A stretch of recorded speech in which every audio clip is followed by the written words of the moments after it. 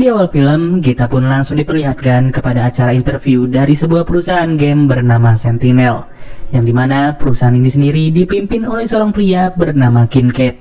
Setelahnya, scene langsung beralih lagi kepada seorang kurir yang sedang mengantarkan sebuah paket kepada seorang pemuda bernama Max. Dari perbincangan mereka, ternyata Max ini sudah sangat akrab dengan kurir itu, yang sehari-harinya ia hanya bekerja untuk mengirimkan sebuah kaset game kepada Max. Ya, bisa dibilang sih, Max ini hidup dari perusahaan Sentinel yang sengaja memperkerjakannya sebagai tester dari game-game terbaru. Tidak heran jika sebagian besar barang-barang yang ada di dalam rumahnya Max merupakan sponsor dari perusahaan Sentinel. Sambil ditemani oleh pihak technical support bernama Brenda, Max nggak mau lagi berpikir panjang dan ia pun segera bergegas untuk memainkan game tersebut. Pokoknya selama game berjalan, Max ditugaskan untuk terus memberikan kritik serta komentar apa yang sekiranya bisa diperbaiki dari game itu. Tapi siapa sangka, tidak seperti game open world pada umumnya, Max langsung dibuat terheran-heran kenapa game yang satu ini tidak memiliki cerita awal, menu pilihan, ataupun jeda loading. Bahkan ia pun langsung disuruh untuk menggerakkan sesosok karakter pria bernama Orson. Tapi ia pun gak mau ambil pusing dan Max terus-terusan dipaksa untuk bisa memahami apa yang sedang terjadi sebenarnya. Selama game ini berjalan, Max akan diberikan berbagai macam clue beserta misi oleh salah satu karakter bernama Zen, yang dimana dalam misi pertama ini Orson ditugaskan untuk pergi ke sebuah bank demi melakukan perampokan. Dan apabila Orson gagal dalam misi tersebut, maka bisa dipastikan seorang perempuan yang sempat diperlihatkan sebelumnya akan segera tewas dan game ini sendiri tidak akan bisa dimainkan lagi. Atas diberikannya tantangan itu, secara perlahan tapi pasti, Max mulai dibikin penasaran dengan ending dari game ini. Yang dimana rasa penasaran itu pun semakin membuatnya menggebu-gebu untuk segera menjalankan misi pertama sebaik mungkin. Dan sesuai dugaan, sebagai gamer sejati, misi tersebut tidaklah terasa sulit sama sekali, yang bahkan Max berhasil melalui itu semua dengan begitu sempurna. Namun, rasa bangga itu pun harus hilang dalam sekejap setelah Max mulai merasa aneh kenapa game yang ia mainkan ini tidak bisa di-pause sama sekali. Tidak hanya sampai di situ, ia juga dibikin kaget atas sebuah pemberitaan yang baru saja tersiar di televisi. Lebih tepatnya, berita tersebut mengatakan bahwa adanya laporan mengenai perampokan sebuah bank oleh seorang pria bernama Orson. Diketahui dari para saksi yang ada, pria tersebut bernama Orson Creed dan ia adalah mantan pegawai dari perusahaan game Sentinel.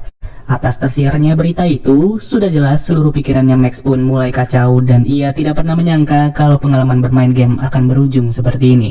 Bagaimana mungkin seorang manusia dikontrol secara real time yang bahkan seluruh tindakannya benar-benar terhubung dengan dunia nyata. Begitupun halnya dengan sosok dari Zen yang baru saja dilihat Max sebagai NPC. Namun nyatanya, sosok Zen bukanlah sekedar NPC, melainkan ia memang merupakan seorang manusia asli yang keberadaannya bisa ditemui secara langsung.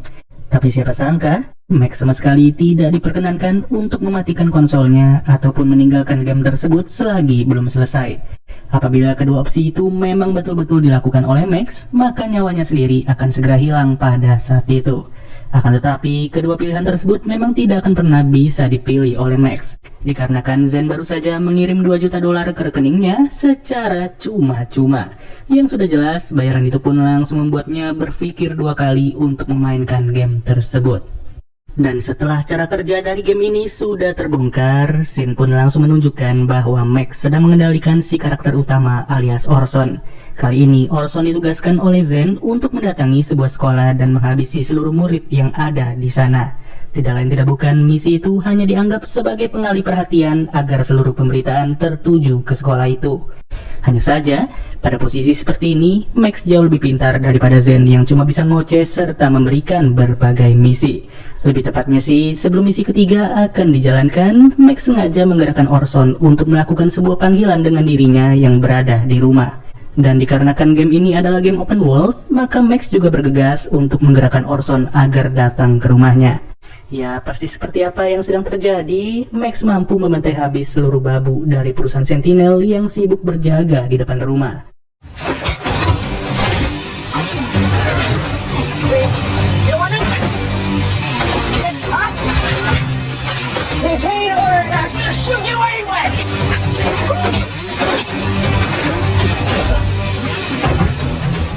Nggak tanggung-tanggung, Ia juga sengaja mempertemukan dirinya dengan sosok Orson yang kali ini benar-benar melihat wajahnya Max.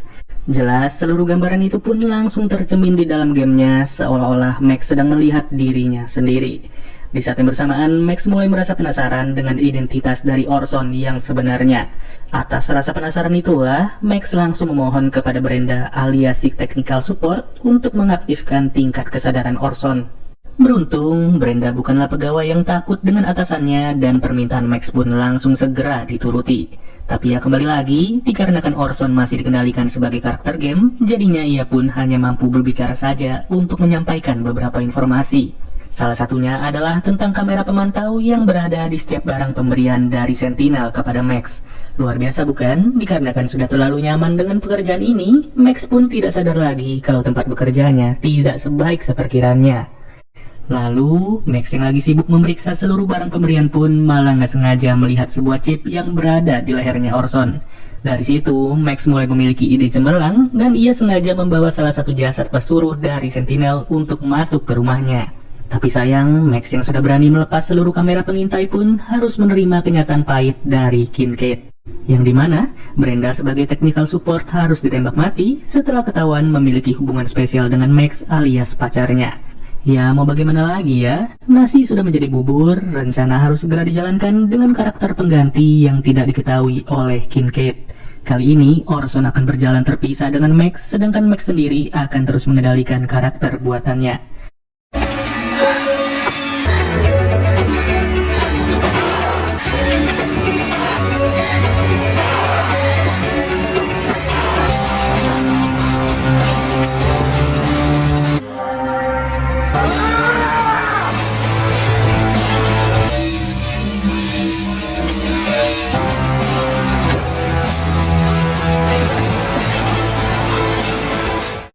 Gak perlu waktu lama, Orson pun sudah tiba di kantor Sentinel demi mencari keberadaan istrinya yang sedang disekap oleh Kincaid dan juga Zen.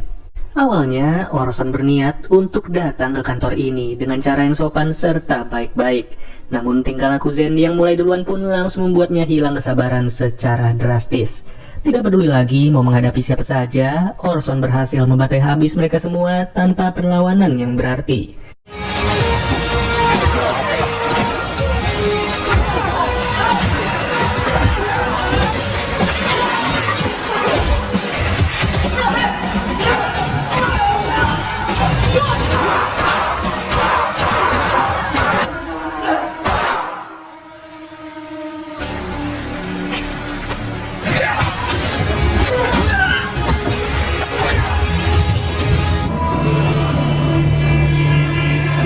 Dan setelah itu, sampailah kita kepada biang kerok dari terciptanya game ini sendiri, yaitu Kincaid.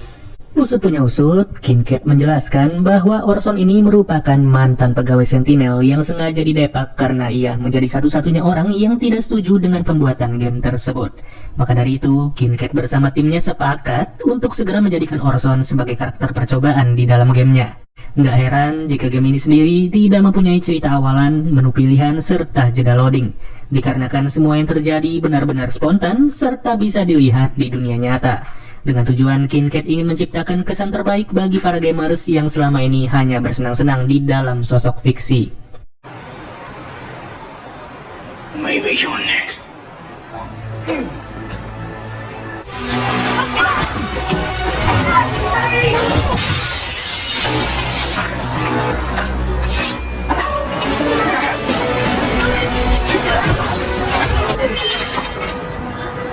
Beruntung, pada momen yang panas itulah, Max sudah datang tepat waktu dan ia pun juga berhasil membunuh Kincaid yang selama ini sudah memberikannya bertubi-tubi penghasilan. Beberapa minggu setelah tewasnya Kincaid, kini Max tidak lagi berprofesi sebagai gamers ataupun penguji game, melainkan ia sengaja diangkat sebagai CEO terbaru dari perusahaan Sentinel, yang dimana kedudukannya sendiri sudahlah dipilih oleh para penikmat game ciptaan perusahaan tersebut. Sedangkan Orson lagi sibuk berlibur dengan istrinya setelah ia mendapatkan kompensasi atas tindakannya yang tidak ia sadari sama sekali.